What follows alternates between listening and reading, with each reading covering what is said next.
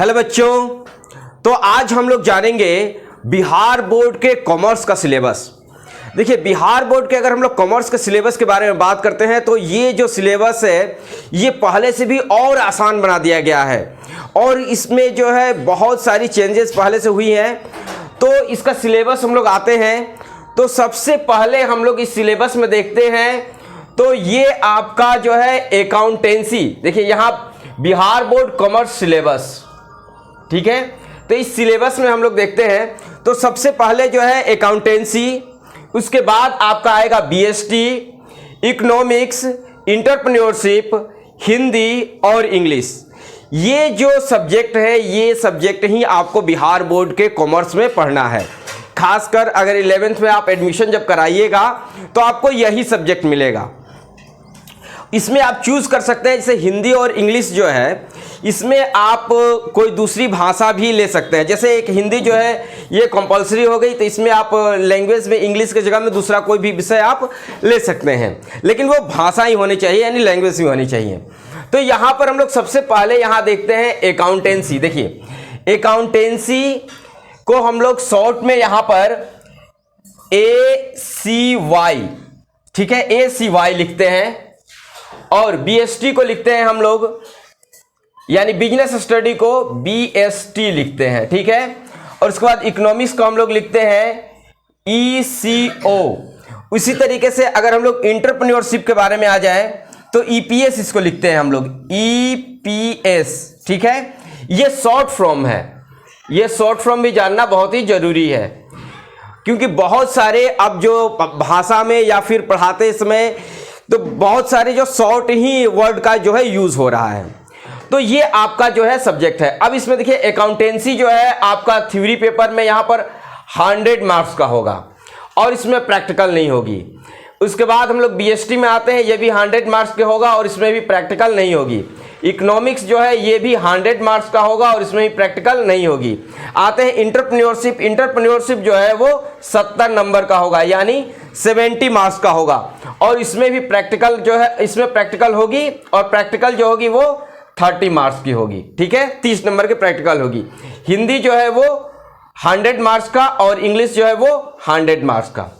तो इस तरीके का देखिए यहाँ पर हम लोग को देखने को कितना मिल रहा है कि यहाँ पर हम लोगों को देखने को मिल रहा है 6 सब्जेक्ट, लेकिन आप लोगों का जो एग्जामिनेशन होता है और उसका जो रिजल्ट बनता है वो 5 सब्जेक्टों का बनता है, यानी इसमें से ऑप्शनल सब्जेक्ट भी होंगे और एडिशनल सब्जेक्ट भी होंगे। तो ये आपको ध्यान देना है।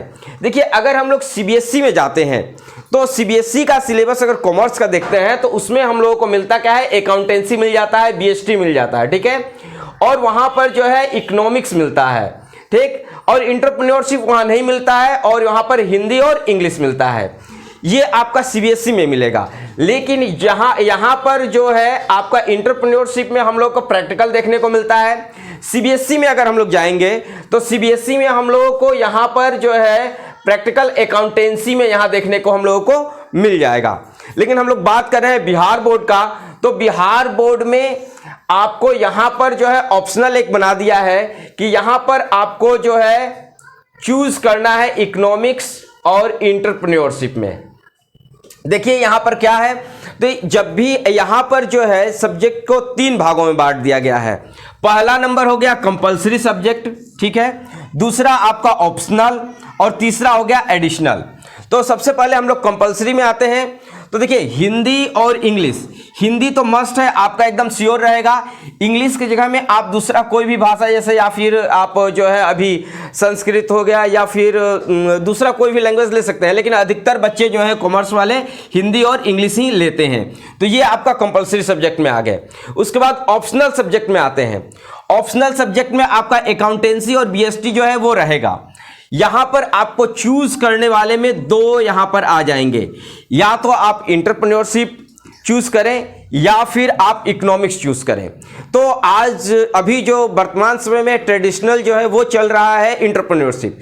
इंटरप्रेन्योरशिप अधिकतर बच्चे जो है वो चुन रहे हैं। इसके पीछे का कारण यह है कि इसमें जो है प्रैक्टिकल नंबर जो है वो 30 नंबर का कर दिया गया है, ठीक है। और इसमें जो जिनको बिजनेस ही करना है, बिजनेसमैन ही बनना है और बहुत अच्छा बिजनेसमैन बनना है, उनके लिए एंटरप्रेन्योरशिप बहुत ही अच्छा कोर्स है। और इसमें पूरी एंटरप्रेन्योरशिप के बारे में पूरी गहराई से बताया गया है, कैसे आप बन सकते हैं, आपको किन किन चीजों का जो है इसमें अध्ययन करना है, पूरी गहराई से इसमें बताया गया है। तो यहां पर हम लोग को एंटरप्रेन्योरशिप और इकोनॉमिक्स में चूज करना है। यहां पर हम लोग एक ही रख सकते हैं। तो अभी जो है अधिकतर बच्चे जो है एंटरप्रेन्योरशिप यानी ईपीएस को रख रहे हैं, ठीक है। अधिकतर बच्चे जो है ईपीएस को रख रहे हैं। और पहले जो है आज से 4-5 साल पहले जो है यहां पर ईपीएस नहीं था, तो अधिकतर बच्चे जो है इकोनॉमिक्स लेते थे। ऐसे इकोनॉमिक्स जो है अधिक आप अपने नॉलेज बढ़ाने के लिए ले सकते हैं।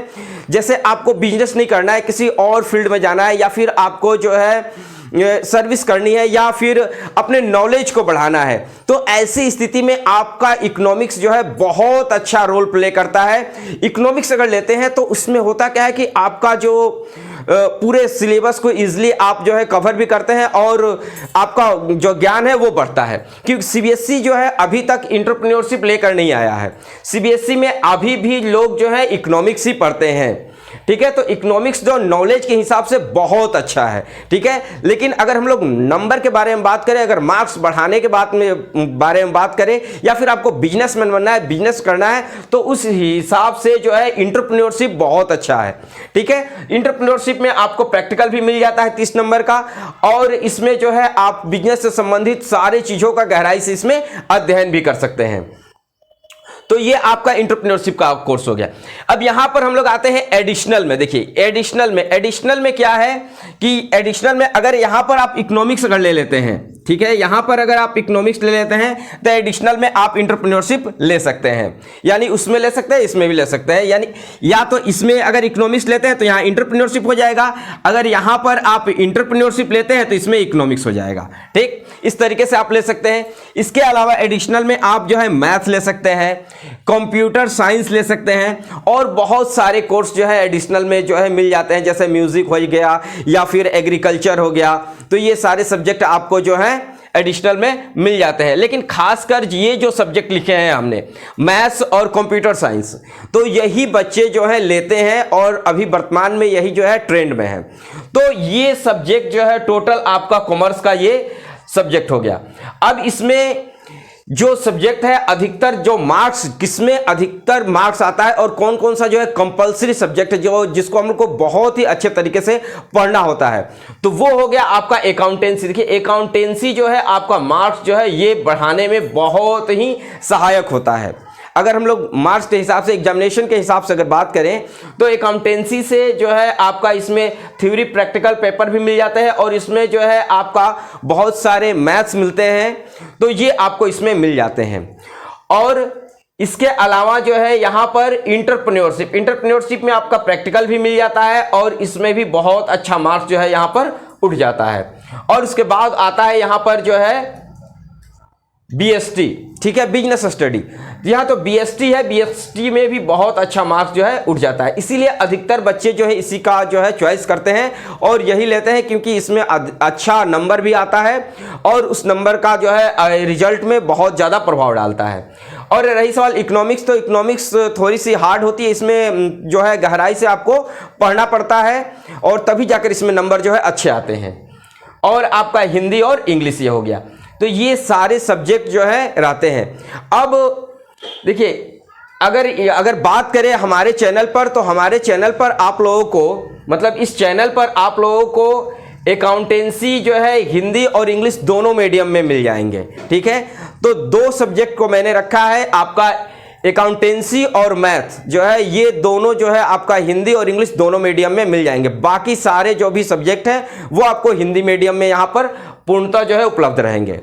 और रही सवाल अगर हम लोग बात करते हैं सीबीएसई के सिलेबस के बारे में, तो सीबीएसई के सिलेबस में कुछ ज़्यादा चेंजेस नहीं है, कोई विशेष चेंजेस, दोनों में कोई विशेष चेंजेस नहीं है, क्योंकि बिहार बोर्ड में भी एनसीईआरटी का ही जो बुक है वही पढ़ना है और सीबीएसई में भी एनसीईआरटी का ही बुक पढ़ना है। तो सिलेबस में कोई विशेष चेंजेस आपको नज़र नहीं आएंगे। और इसमें अगर आप कहेंगे तो अकाउंटेंसी का जो है, अकाउंटेंसी का सिलेबस या फिर और जितने भी सब्जेक्ट हैं उनका सिलेबस जो है, पूरा सिलेबस आपको बिहार बोर्ड का जो है या फिर सीबीएसई का जो है, वो दोनों का आपको इस चैनल पर आपको उपलब्ध कराया जाएगा। और आप जो है वेबसाइट पर मेरे जा सकते हैं, वहां पर भी आपको जो है अकाउंटेंसी, बीएसटी, इकोनॉमिक्स और एंटरप्रेन्योरशिप का जो है आपका ऑब्जेक्टिव क्वेश्चन जो है वहां पर मिल जाएंगे। तो खासकर अगर एग्जामिनेशन के व्यू से देखा जाए तो आप जो है बहुत ही अच्छे तरीके से तैयारी करें। और ये सिलेबस का जो भी बच्चे कॉमर्स में आना चाहते हैं या फिर कॉमर्स ले लिए हैं उनके लिए बनाया गया है, और आगे जो है आपका पूरा सिलेबस जो है वो मिलेगा। ठीक है, तो वीडियो देखने के लिए आपको बहुत बहुत धन्यवाद। मिलते हैं हम लोग अगले वीडियो में। और अभी तक आपने मेरे इस चैनल को सब्सक्राइब नहीं किया, प्लीज़ जल्द से जल्द जो है सब्सक्राइब करें और कमेंट में बताएं कि आपको वीडियो कैसी लगी। वीडियो देखने के लिए आपको बहुत बहुत धन्यवाद। मिलते हैं हम लोग अगले वीडियो में, तब तक के लिए जय हिंद।